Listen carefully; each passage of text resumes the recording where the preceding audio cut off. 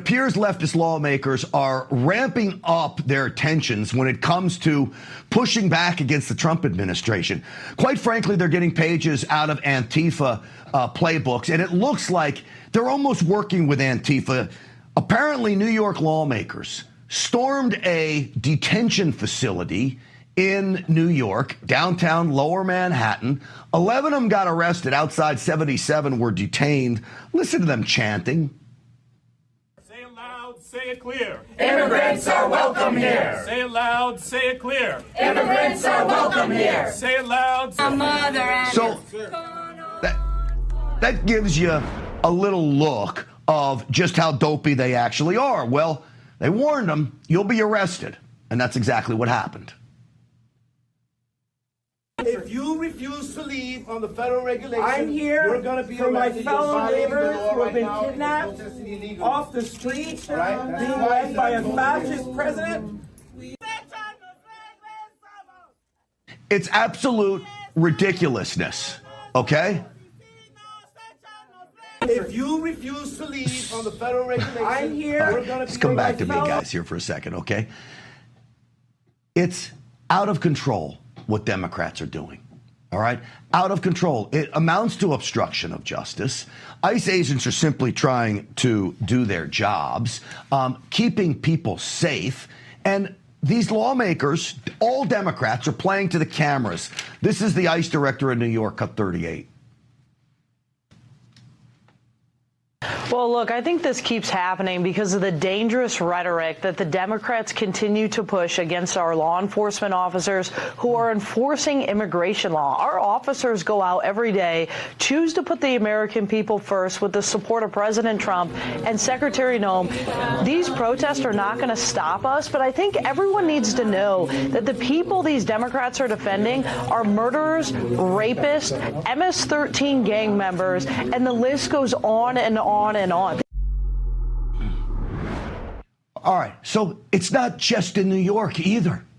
This is happening in Illinois. I want to show you video of an Illinois state senator. Roll this of her walking down the street. Cut 7, guys. Down the street in Illinois, this Illinois state senator, thank you, all with a camera, by the way, is apparently warning people that ICE agents are in the neighborhood, screaming and yelling at the top of her lungs, by the way. What she doesn't understand is what she videotaped was actually her own lunacy. Cut 6. Stay inside of your houses, everyone. Do not come out. Stay in your houses. Quédense en su casa. Tienen derechos todos. No salgan si no hay una orden firmada por un juez. Does she understand? Many of the people that are being arrested are not just here illegally, but they're very violent, evil people. Many of them sex-trafficked individuals, drug dealers, gangbangers, thugs, looters, you name it. But this is how she treats the ICE agents. This is my city. This is my city. That's right. Take off your mask. Take off your mask! All, folks, for what? To defend illegal aliens? In many cases, the worst of the worst. And these illegals that are being arrested, in many cases, they are found with minors in their possession.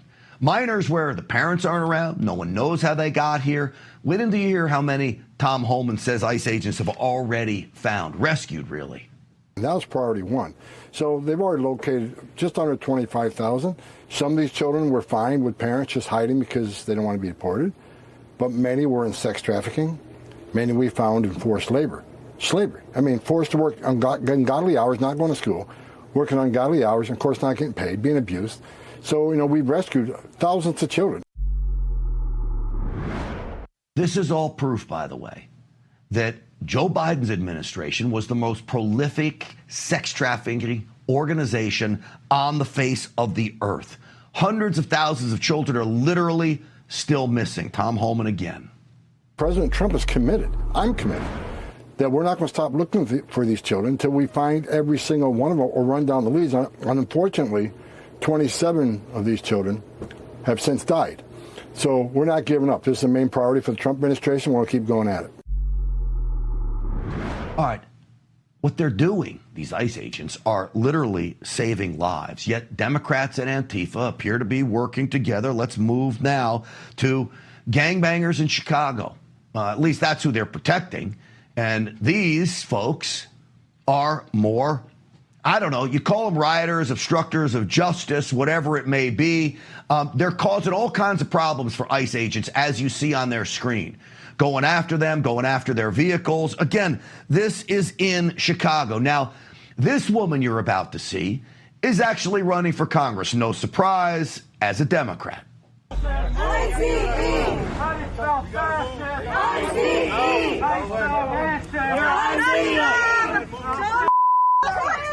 Shame on you!